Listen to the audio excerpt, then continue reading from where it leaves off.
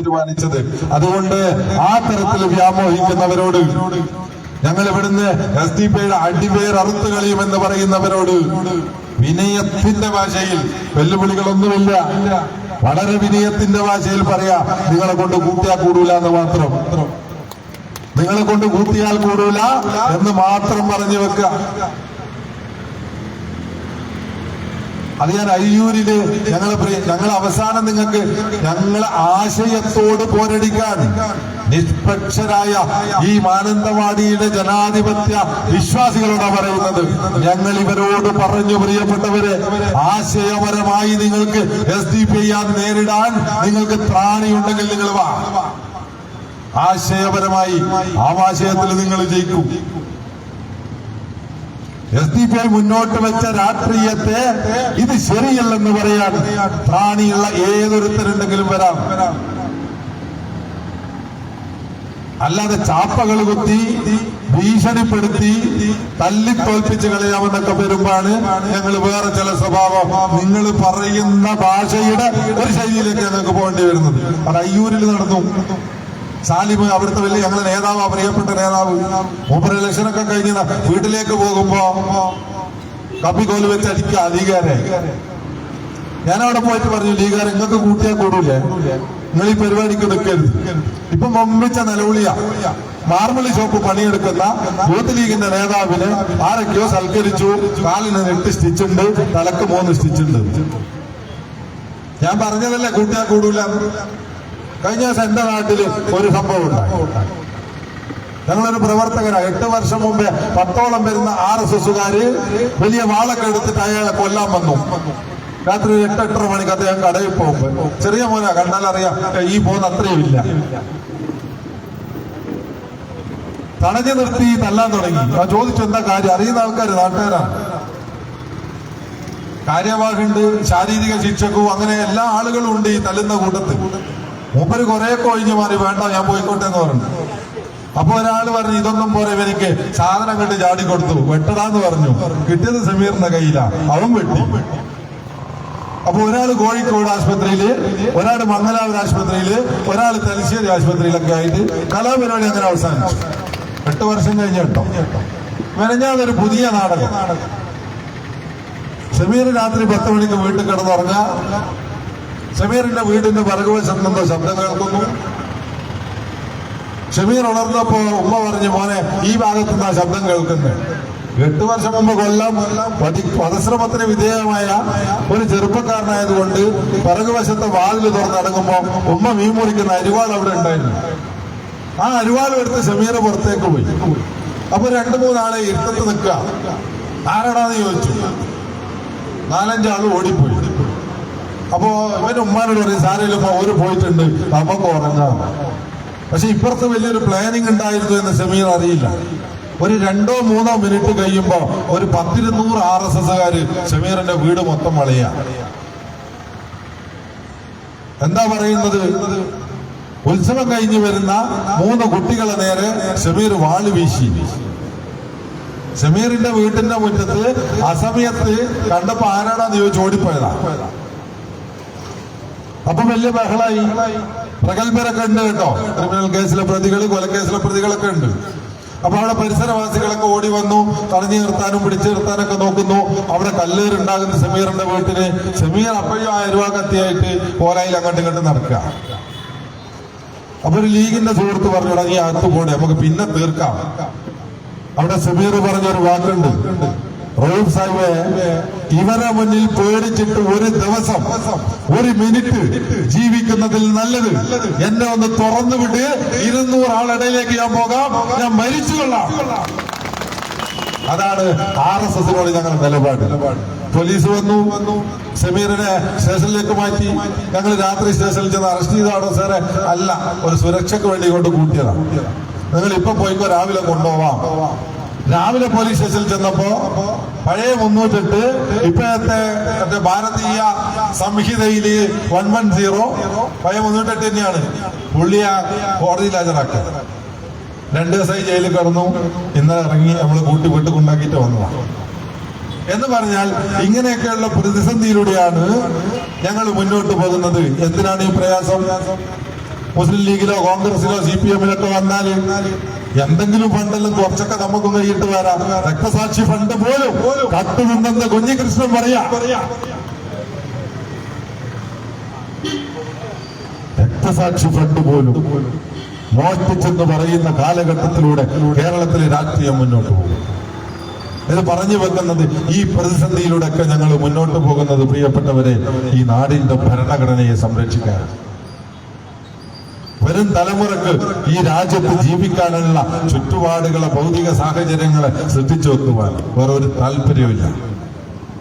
അതുകൊണ്ടാണ് ഞങ്ങളിൽ നിന്ന് ആരെങ്കിലും ഞങ്ങളൊരു പണിഷ്മെന്റിന്റെ ഭാഗമായി പുറത്താക്കുമ്പോൾ ഞങ്ങൾ ആഘോഷിക്കുന്നവരല്ല കേട്ടോ.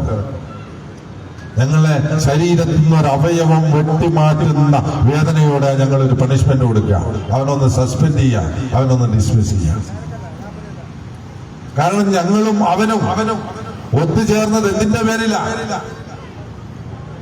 ഞാനിവിടെ നാസർ സാഹിബിനെ 5-ാം മൈലിൽ നാസർ സാഹിബിനെ കടവത്തൂരുകാരനായി ഞാൻ പരിചയപ്പെട്ടത് എന്തിന്റെ പേരില? രാജ്യത്തിനൊരു പൊതുശത്രുവുണ്ട്, ആ ശത്രുവിനെ എതിർക്കാൻ, ആ ശത്രുവിനെ പിടിച്ചു കെട്ടാൻ വയനാട്ടിൽ നിന്നൊരു നാസറുണ്ട് എന്ന് പറഞ്ഞപ്പോ കടവത്തൂരിൽ ഞാനും ഉണ്ട് നിങ്ങളെ കൂടെ എന്ന് പറഞ്ഞ ബന്ധമല്ലാതെ എന്ത് ബന്ധാ ഞങ്ങൾ തമ്മില്?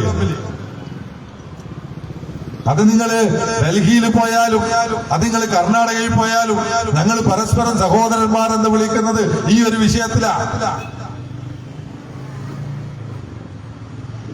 RSSനെ എതിർക്കുക, RSSന്റെ വർഗീയ പ്രത്യയശാസ്ത്രത്തെ ജനസമ്മതിയെ തുറന്നു കാണിക്കുക. ഇന്നലെ മലപ്പുറത്ത് വലിയ കുംഭമേള നടന്നല്ലോ. ആ കുംഭമേളയെ മലപ്പുറത്തുകാർ എങ്ങനെയാ സ്വീകരിച്ചത്? എല്ലാവരും നല്ല അഭിപ്രായം പറഞ്ഞു. മലപ്പുറത്തേക്ക് കടന്നു ചെന്നപ്പോ ഞങ്ങൾക്ക് ഏറെ സ്നേഹം കിട്ടിയെന്ന് പറഞ്ഞു. എന്നാൽ അവസാനം ഒരു കാശായ വേഷധാരി അവിടെ പ്രസംഗിച്ചില്ലേ? പിണറായി ഭരിക്കുന്ന കേരളത്തില് തീ കത്തിക്കാനുള്ള സംസാരം.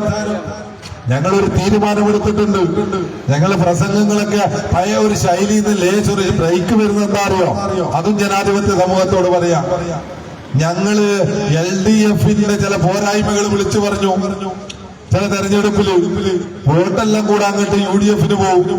ഞങ്ങൾ UDFന്റെ കുറച്ച് സംഗതികൾ പറഞ്ഞു, വോട്ടിങ്ങോട്ട് LDFനും പോകാം. അതുകൊണ്ട് ഞങ്ങളൊരു കാര്യം തീരുമാനിച്ചു, ജനങ്ങളോട് ഞങ്ങളെ രാഷ്ട്രീയ പറയുന്നത്, ആ രാഷ്ട്രീയത്തിന് നിങ്ങൾ വോട്ട് തരണമെന്നാണ് ഞങ്ങൾ അഭ്യർത്ഥിക്കുന്നത്. ഞങ്ങൾ അബദ്ധത്തിൽ ചാടൂല. കാരണം ഒരു മടയിൽ നിന്ന് ഒരു പ്രാവശ്യമേ കടിയേൽക്കാൻ പാടുള്ളൂ, 2 പ്രാവശ്യം കടിയേൽക്കാൻ പാടില്ല. അതുകൊണ്ടാണ് ഞങ്ങൾ സ്വന്തമായി മത്സരിക്കുന്ന കാര്യങ്ങളൊക്കെ നിങ്ങൾ മുമ്പാകെ പറയുന്നത്. അപ്പൊ ഈ നാട്ടില് എല്ലാ രീതിയിലുമുള്ള വർഗീയ പ്രചരണങ്ങൾ ശശികല ടീച്ചറെ പോലുള്ള ആളുകൾ നടത്തുമ്പോ, വെള്ളാപ്പള്ളി നടത്തുമ്പോ പിണറായി ഭരിക്കുന്ന കേരളത്തിന്റെ പോലീസ് അനങ്ങാപ്പാറ നയം സ്വീകരിക്കും. ഞാൻ നേരത്തെ പറഞ്ഞു വന്ന പാനൂരിലെ സമീറിന്റെ വീട് ആക്രമിക്കാൻ വന്ന 200 ആളെ കേരളം പേസില്ല. അവന്റെ വീട്ടിൽ വന്നപ്പോ എന്താന്ന് ചോദിച്ചതിന് 308. പക്ഷെ പിന്നീട് പോലീസുമായിട്ട് ഞങ്ങൾ സംസാരിച്ചപ്പോ പോലീസിന് ബോധ്യപ്പെട്ട് കാര്യങ്ങളൊക്കെ 20ഓളം RSS BJP പ്രവർത്തകരുടെ പേരിൽ കേസെടുത്തിട്ടുണ്ട്. അപ്പൊ ആ തരത്തിൽ പോലീസിന്റെ പ്രവർത്തനങ്ങളെ സൂക്ഷ്മമായി നമ്മൾ നിരീക്ഷിക്കുമ്പോ ആ പോലീസിനകത്ത് പോലും RSSന്റെ സെല്ല് പ്രവർത്തിക്കുന്നു എന്ന് CPIക്ക് പറയേണ്ടി വരുമ്പോ ജനങ്ങൾ അതൊക്കെ നോക്കിക്കാണുമ്പോ ഇതൊക്കെ വിവേചനപരമായി 4 വോട്ടിന് വേണ്ടി മതങ്ങളെ തമ്മിലടിപ്പിക്കുന്ന പ്രവർത്തനം നടത്തുമ്പോ അവർക്കിത് ഒരു നിലപാടില്ല, ഒരു നടപടിയില്ല. ഞങ്ങൾ പറയുന്നത് ഇന്ത്യ രാജ്യത്ത് ഓരോ മതവിശ്വാസികൾക്കും അവരുടെ മതമനുസരിച്ച് ജീവിക്കാൻ, അത് വിശ്വസിക്കാനും പ്രചരിപ്പിക്കാനും ഒക്കെ കൃത്യമായ അവകാശം രാജ്യത്തിന്റെ ഭരണഘടന നൽകുന്നുണ്ട്. അതുകൊണ്ട് ഭരണഘടന ഉയർത്തിപ്പിടിച്ചിട്ട് നമുക്ക് പറയാം, ഈ ഭരണഘടന അനുസരിച്ച് ഞങ്ങൾ ഭരിക്കും. ഇതിൽ പറയുന്നത് പോലെ അവകാശങ്ങൾ ഞങ്ങൾ നൽകും. ഞങ്ങൾ ആരെയും പ്രീണിപ്പിക്കില്ല. ഞങ്ങൾ കോൺഗ്രസിനോട് പറയുന്നു, ഞങ്ങൾ ഇടതുപക്ഷത്തിനോട് പറയുന്നു, നിങ്ങൾ ആരും ഞങ്ങൾക്കൊന്നും തളികയിൽ വെച്ച് തരണ്ട. ഈ രാജ്യത്തിന്റെ വിഭവം എങ്ങനെ വീതിക്കണമെന്ന് പറഞ്ഞോ അങ്ങനെ വീതിക്കണം. വയനാട്ടിലൊക്കെ പറയുമ്പോ 2002 വനാവകാശ നിയമം പാർലമെന്റ് പാസാക്കിയ ആദിവാസികൾക്ക് 2 ഏക്കർ ഭൂമി കൊടുക്കണമെന്ന്, അത് കൊടുക്കാൻ പറ്റില്ല. അദാനിക്കും അംബാനിക്കും അങ്ങനെയുള്ള ആളുകൾക്ക് ഏക്കർ കണക്കിന് ഭൂമി ഏറ്റെടുത്ത് കൊടുക്കുന്നതിൽ ഒരു പ്രയാസമില്ല. എന്ന് പറഞ്ഞാൽ കഞ്ഞി കോരന് കുമ്പിളിൽ തന്നെ എന്ന അവസ്ഥ മാറണം. ഈ രാജ്യത്തെ ജനങ്ങളെ പട്ടിണി മാറ്റണം. ഈ രാജ്യത്തെ ജനങ്ങള് ഭരണകൂട ഭീകരതയുടെ മുന്നിൽ വറങ്ങളിച്ച് നിൽക്കുക. ഇപ്പൊ നമ്മൾ കേട്ടു, വലിയൊരു വ്യവസായി ഇഡിയുടെ അന്വേഷണവും പരിശോധനയും വന്നപ്പോ നെഞ്ചിലേക്ക് വെടിവെച്ച് ആത്മഹത്യ ചെയ്ത് കളയുന്നു. ഇഡിയെ വിട്ട് ഭയപ്പെടുത്തുന്നു, CBIയെ വിട്ട് ഭയപ്പെടുത്തുന്നു. ഒരു ഭാഗത്ത് ഭരണകൂടം രാജ്യത്തെ പൗരന്മാരെ അവരുടെ ഇംഗിതത്തിനൊത്ത് തുള്ളാതിരിക്കുമ്പോ ആ തരത്തിൽ ഭയപ്പെടുത്തുന്നു. ഒരു ഭാഗത്ത് RSSകാരൻ ആളുകളെ തല്ലിക്കൊള്ളുന്ന വീഡിയോ എടുത്ത് രാജ്യത്ത് പ്രചരിപ്പിക്കുക. എന്തിനു വേണ്ടിയാ? നിങ്ങൾ ഭയപ്പെട്ടുകൊള്ളുക, ഞങ്ങൾ നിങ്ങളെ ഇങ്ങനെ ചെയ്യും.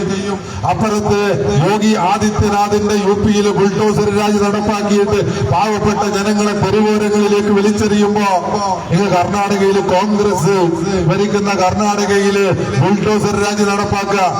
എപ്പോഴാ? മരം കോച്ചുന്ന തണുപ്പില് അർദ്ധരാത്രി 2 മണിക്കോ 3 മണിക്കോ ലീഗാര് പറഞ്ഞു ആ JCB വേറെയാ, ഈ JCB വേറെയാ. ഞങ്ങൾ പറയുന്നു എല്ലാ JCBയും ഒന്നാണ്.